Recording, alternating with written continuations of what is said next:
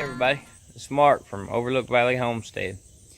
I just thought I'd take a few minutes and take you out here and show you my old Oliver 1255 tractor I got, and see what y'all think about it, and show you a few things I'm working on with it, and show you a few things that I fixed so far on it. So come on, let's go out to the barn and we'll check it out and see what y'all think. Well, there it is. She ain't all that pretty, but she works pretty good. It's got a front end loader on it. I got the bucket and the hay spear for it there. That came with it when I bought it. We'll just kind of take a little walk around of it here first, let you kind of see what we got here. It's a I think it's a 42 or 45 horsepower 3-cylinder engine, diesel. Got the post hole diggers on there because I had to go over to the church and dig some post holes for them for an addition that they're adding on. When I first got this thing, I didn't have anywhere to put any tools on it. Originally it had a toolbox that set right down in here underneath this box, and I found this at Goodwill. It's just an old file box, you know, like you put paper files in.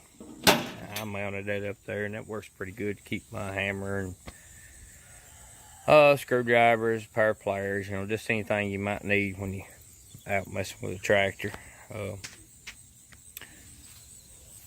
anyways, let's see here. This is the back of it. I put a new seat on it, new to me seat. I took it off an old lawnmower my brother gave me, because the one that was on it was pretty rough.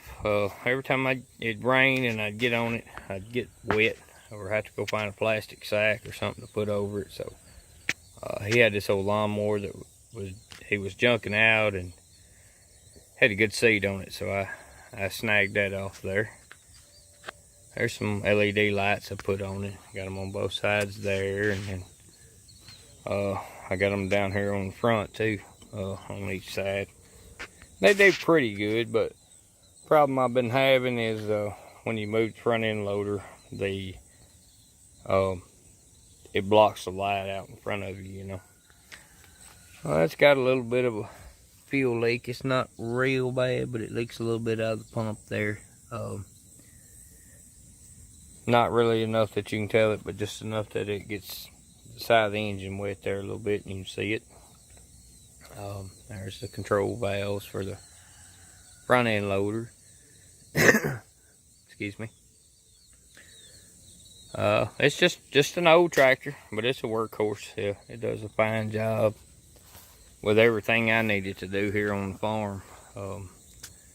And you don't see many 1255 Olivers around. They made a 1250 and I think it was like a 1250A and a 1250A and a 1250B. I might be wrong about that, but I think that's how it was. And then a 1255, and then it went on up to a 1355, or you know, and they changed numbers as they went on through the years, but they're built real similar to a long tractor, about a 360 or 460 long. Parts will interchange off of it, some white. So let's see, I think somewhere on here at some point in time somebody's changed the hood and it come off of white. But there's the original stickers on it, a 1255 Oliver.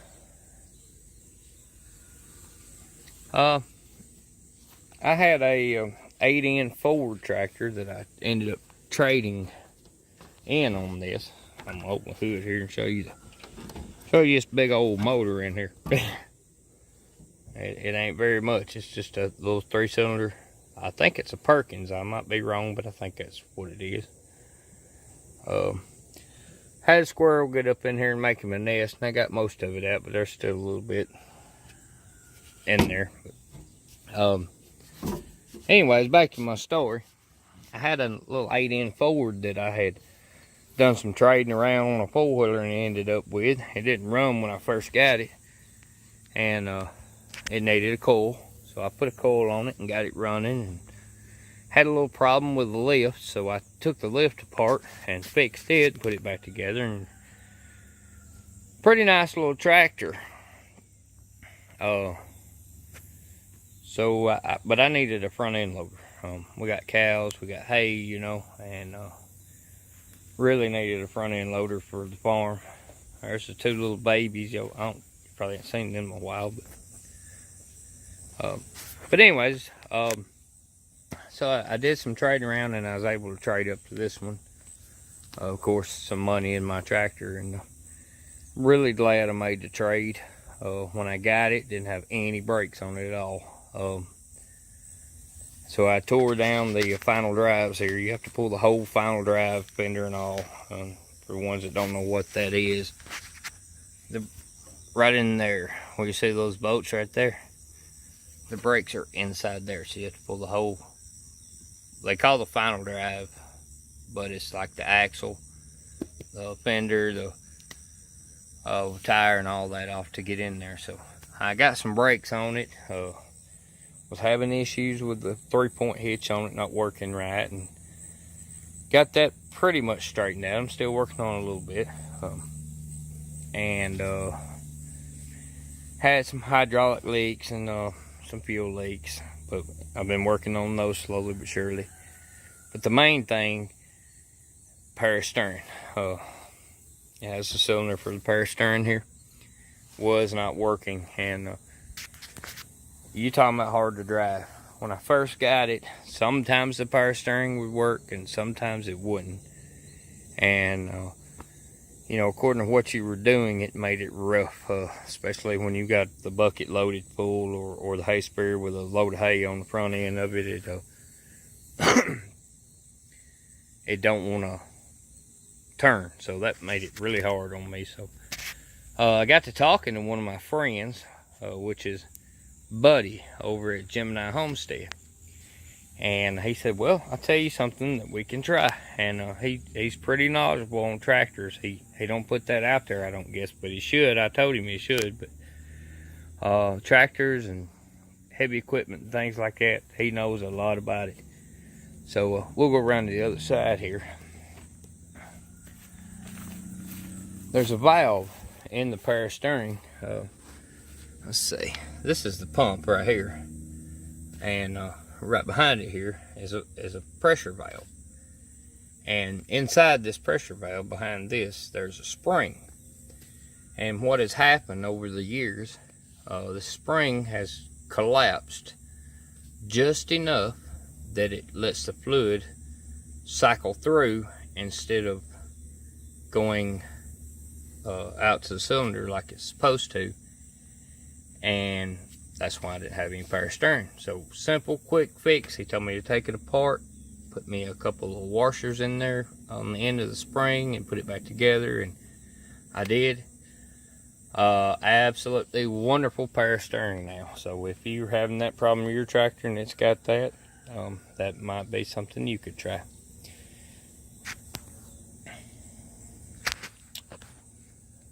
I just thought I'd start it up, let you hear it run.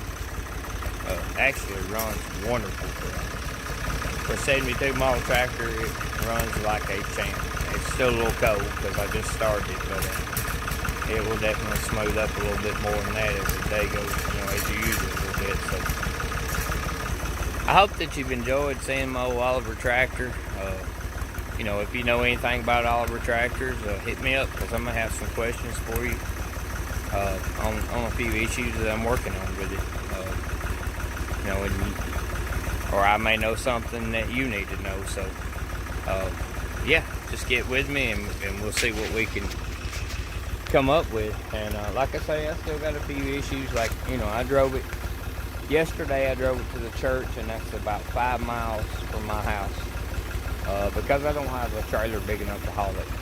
So normally I don't carry it anywhere, but you know, the church asked me to do it, so I did it. And what I noticed was as I was driving it in high gear at higher speeds, it had a lot of play in the steering.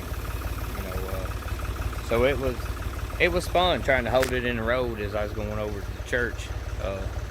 But I was able to make it there and back and get done what I needed to be doing. But that just let me know that I need to tighten up the steering on it. And I'm sure there's probably some way on the gearbox to go about doing that, but I hadn't really checked into it yet. But if that's something you know about, shoot me a message, let me know. I definitely would love any help I can get on my old tractor. And I hope you've enjoyed checking it out, and come on back to our homestead and hang out with us again on another day. And God bless y'all, and y'all have a wonderful day.